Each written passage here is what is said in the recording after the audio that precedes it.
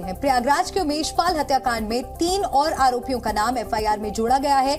Police फरार shooters पर इनाम बढ़ाने की भी तैयारी कर रही है। और वहीं अतीक अहमद की पत्नी को अपने बेटों के एनकाउंटर का डर भी सताने लगा है।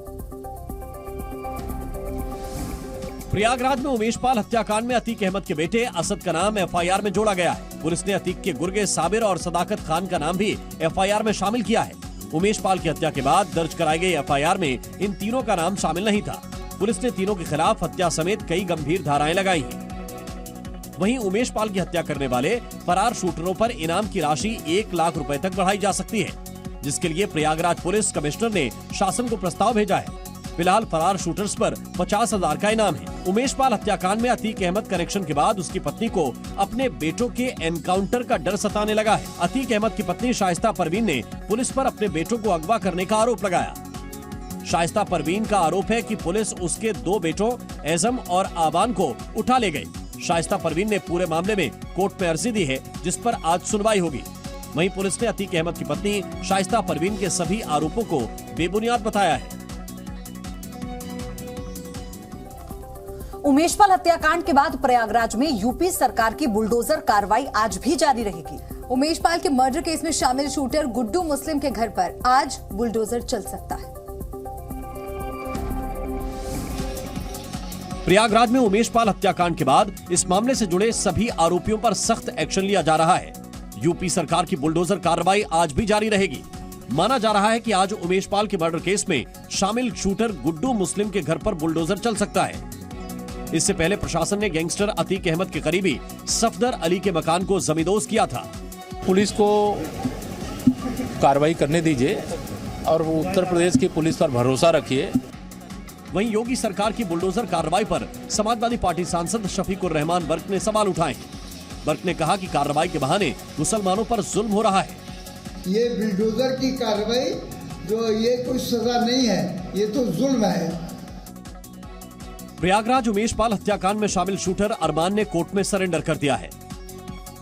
आरोपी अरमान को पुलिस कई दिनों से तलाश कर रही थी। यूपी एसटीएफ और पुलिस को चकमा देते हुए अरमान ने बिहार के सासाराम कोर्ट में सरेंडर कर दिया। और गाजीपुर के महंत पप्पू गिरी को मारपीट और रंगदारी के मामले में गवाही न देने की धमकी मिली है। महंत ने मुख्तार अंसारी के शूटर पर धमकी देने का आरोप लगाया है। प्रयागराज में उमेश पाल हत्याकांड में अतीक अहमद का नाम सामने आने के बाद एक और माफिया मुख्तार अंसारी का नाम सुर्खियों में आ गया है। इस बार गाजीपुर के महंत को मारपीट और रंगदारी के मामले में गवाही न देने की धमकी मिली है। महंत पप्पू गिरी का आरोप है कि माफिया मुख्तार अंसारी के शूटर अंगद राय ने उन्हें गवाही न देने की धमकी दी है। महंत पप्पू गिरी 2009 के मारपीट रंगदारी मांगने के केस में गवाह हैं।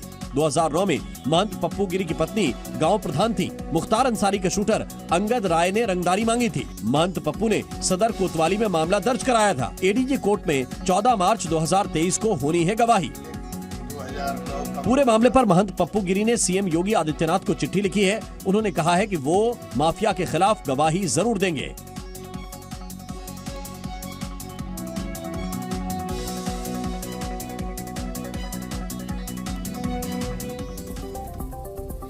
भारत के नेतृत्व में क्वाड के सदस्य देशों के विदेश मंत्रियों की बैठक आज नई दिल्ली में हुई। बैठक की अध्यक्षता विदेश मंत्री एस जयशंकर ने की। अमेरिकी विदेश मंत्री एंटनी ब्लिंकन, ऑस्ट्रेलियाई विदेश मंत्री पेनी वोंग और जापान के विदेश मंत्री हायाशी योशिमासा बैठक में हिस्सा लेने के लिए पहुंचे। दिल्ली में आज क्वाड की मीटिंग के बाद चारों विदेश मंत्रियों ने रायसीना डायलॉग 2023 में हिस्सा लिया। विदेश मंत्री एस जयशंकर ने कहा कि चारों देशों में आज एक काउंटर टेररिज्म वर्किंग ग्रुप और मानवीय सहायता आपदा राहत कार्यक्रम के लिए एसओपी पर सहमति बनी है। पैनल डिस्कशन के दौरान अमेरिकी विदेश मंत्री एंटनी ब्लिंकन ने रूस पर निशाना साधा। कहा कि यदि हम रूस को यूक्रेन में ये करने की इजाजत देते हैं तो ये दुनिया की सभी आक्रामक शक्तियों को संदेश होगा कि वो भी ऐसा कर सकते हैं। साथ ही ब्लिंकन ने कहा कि हिंद प्रशांत क्षेत्र 21वीं सदी में दुनिया की दिशा तय करेगा। ऑस्ट्रेलिया के विदेश मंत्री पेनी वोंग ने इंडो पैसिफिक में भारत की अहमियत को लेकर कहा कि भारत के बिना इंडो पैसिफिक को नई पहचान नहीं मिल सकती। भारत एक मजबूत परंपरा वाला देश है जो इस वक्त की कुछ चुनौतियों के लिए एक अलग दृष्टिकोण रखता है। जापान के विदेश मंत्री योशिमासा हायाशी ने कहा कि हम किसी को अलग थलग करने की कोशिश नहीं करते। जब तक चीन अंतर्राष्ट्रीय कानूनों का पालन करेगा तब तक ये चीन और क्वाड के बीच टकराव का मुद्दा नहीं है। आरएसएस प्रमुख मोहन भागवत नागपुर में आर्यभट्ट एस्ट्रोनॉमी पार्क के उद्घाटन में शामिल हुए और इस मौके पर मोहन भागवत ने कहा कि भारत में पारंपरिक ज्ञान भंडार बहुत विशाल है। दुनिया की कई समस्याओं का हमारे पूर्वजों ने समाधान दिया था। आरएसएस प्रमुख मोहन भागवत ने कहा कि हर भारतीय के पास देश के पारंपरिक ज्ञान भंडार की मूलभूत जानकारी होनी चाहिए। मोहन भागवत के मुताबिक ऐतिहासिक दृष्टि से भारत में चीजों को देखने की वैज्ञानिक परंपरा रही है, लेकिन हमलों की वजह से हमारी व्यवस्था नष्ट हो गई और ज्ञान की हमारी संस्कृति बिखर गई। मोहन भागवत ने कहा कि हमारे पूर्वजों ने सब कुछ दिया है, बाद में ग्रंथों में बहुत कुछ घुसा दिया गया। ग्रंथ और परंपरा की फिर से समीक्षा होनी चाहिए। नागपुर में आर्यभट्ट एस्ट्रोनॉमी पार्क के उद्घाटन के मौके पर मोहन भागवत ने ये बातें कही हैं। मोहन भागवत ने कहा कि भारत का पारंपरिक ज्ञान भंडार बहुत विशाल है, हमारी कुछ प्राचीन पुस्तकें गायब हो गई हैं। मोहन भागवत के मुताबिक यदि भारतीय अपने पारंपरिक ज्ञान विज्ञान आधार को खंगालेंगे तो जो वर्तमान दौर में मान्य है वो पहले भी मिल जाएगा। पहले हमारे यहाँ ग्रंथ नहीं थे, मौखिक परंपरा से चला, बाद में ग्रंथ हुए, वो ग्रंथ इधर से उधर चले गए, फिर बाद में स्वार्थी लोग भी घुस गए, उन्होंने ग्रंथ में कुछ घुसा दिया जो बिल्कुल गलत है। उद्धव गुट के सांसद संजय राउत को आज विशेषाधिकार हनन मामले में नोटिस मिल सकता है। विवादित बयान पर जवाब नहीं देने पर संजय राउत के खिलाफ कार्रवाई की जा सकती है। उद्धव गुट के सांसद संजय राउत की आज मुश्किलें बढ़ सकती हैं। महाराष्ट्र विधानसभा में बजट सेशन से अलग जिस विशेषाधिकार हनन कमेटी को बनाया गया है, वो कमेटी संजय राउत को नोटिस जारी कर सकती है। ऐसे में संजय राउत को अपने विवादित बयान पर जवाब देना होगा। यदि संजय राउत तयशुदा वक्त में जवाब देने में कामयाब नहीं होते हैं तो उनके खिलाफ कार्रवाई की जा सकती है। संजय राउत ने विधानमंडल को कथित तौर पर चोर मंडल कहा था। संजय राउत के इस बयान के बाद विधानमंडल में जमकर हंगामा हुआ था। इसके बाद विधानसभा अध्यक्ष ने राउत के खिलाफ विशेषाधिकार हनन नोटिस को मंजूरी दे दी थी। 2023-2024 के लिए सदन की 15 सदस्यीय विशेषाधिकार समिति में एनसीपी के 3, कांग्रेस के 2, सत्तारूढ़ गठबंधन का समर्थन करने वाले 2 निर्दलीय विधायक, एकनाथ शिंदे की अगुवाई वाली शिवसेना के 2 और बीजेपी विशेषाधिकार समिति में उद्धव ठाकरे गुट के किसी विधायक को जगह नहीं मिलने पर अजीत पवार ने शिंदे सरकार पर निशाना साधा था। और अगली खबर यूपी से। यूपी के मुरादाबाद में इमाम ने होली में रंग लगाने पर भड़काऊ बयान दिया है। इमाम ने कहा कि होली पर रंग लगाया गया तो हंगामा होगा, शरारत हुई तो शहर में हंगामा होगा।